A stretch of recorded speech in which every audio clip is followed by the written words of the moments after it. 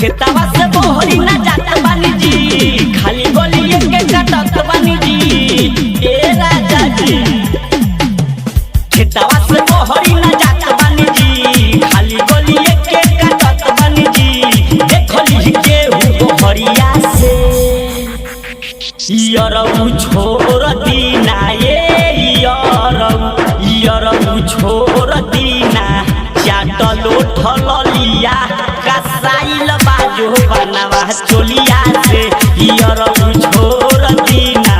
चाटलो ठलिया कसाइल बाजो बनवा चोलिया से।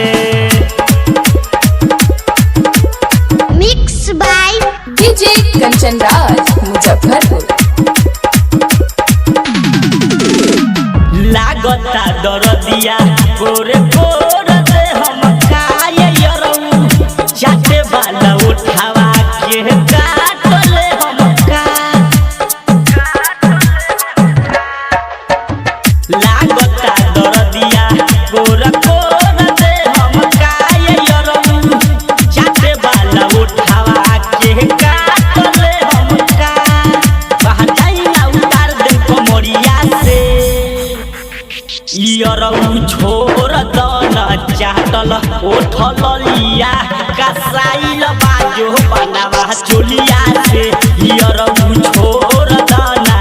चाटल ओठलिया कसाइल बाजो बनवा चोलिया से।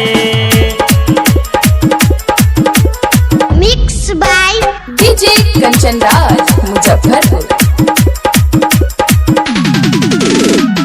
चंदन बिहारी यरऊ पानी पे दर दीजी। हाँ लगता कि छोरम छापावाए के हर दीजी।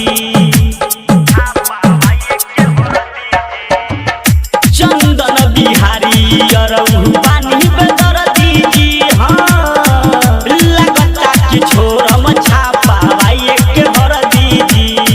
कुंदन गरदन छिलाइल बासी करिए से, यरऊ छोड़ दीना।